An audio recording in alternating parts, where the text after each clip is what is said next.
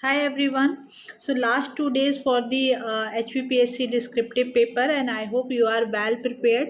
Last कुछ दिनों में हमने बहुत सारे क्वेश्चन सॉल्व किए हैं, हर एक सब्जेक्ट को लेकर क्वेश्चन सॉल्व किए हैं और अब बात आती है कि लास्ट मोमेंट प्रिपरेशन में आप क्या करें।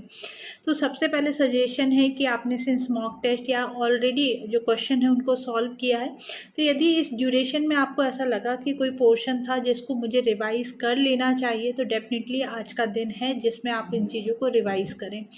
दूसरी चीज़ है कि जो मिस्टेक आप कर रहे थे, जिन पर हमने पॉइंट आउट भी किया और जिसका टारगेट हम लेकर चले थे कि हमें आंसर राइटिंग इम्प्रूव करना है, हमें अपनी वोकेबलरी इन्हेंस करना है और हमें यहाँ पर जो डायग्राम के साथ, टेबल के साथ राइटिंग को इम्प्रूव करना है। मतलब जब आप किसी क्वेश्चन को आंसर करते हो, so you should include diagram, the advantages, disadvantages, the point wise आपको हर एक आंसर को देना है।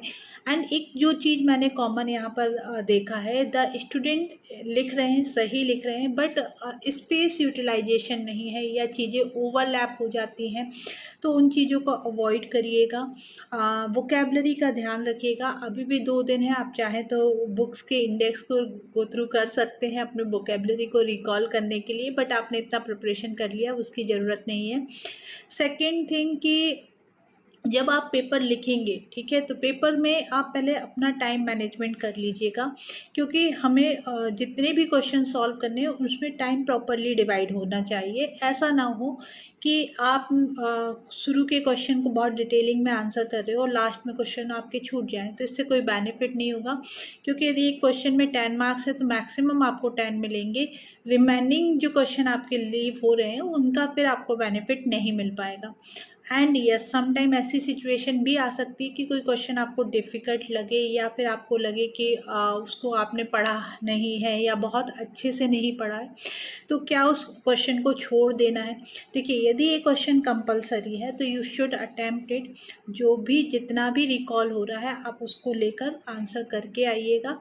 किसी भी क्वेश्चन को, यहाँ नेगेटिव मार्किंग वाली बात नहीं होती, तो किसी भी क्वेश्चन को छोड़ कर नहीं आना है। एंड वन मोर थिंग कि देखिए, जो फाइनल मार्क्स कितने मिलेंगे ये कम्प्लीटली डिपेंड करेगा कि भाई जो वैल्यूअर है इवैल्यूएशन के लिए क्या पैटर्न यूज़ करता है। एंड बहुत सारी चीज़ें होती हैं, बहुत सारे फैक्टर होते हैं। तो अब आप ये मत सोचिए कि रिज़ल्ट क्या आएगा, आप सिर्फ इतना सोचकर एग्ज़ाम दीजिए कि you have to give your best. आपको जो भी नॉलेज है, जो भी आपने आज की डेट तक पढ़ा है, लास्ट 1 मंथ में जो किया वो किया है, लेकिन उसके पहले से आपके पास बहुत अच्छा ब्रॉड नॉलेज है।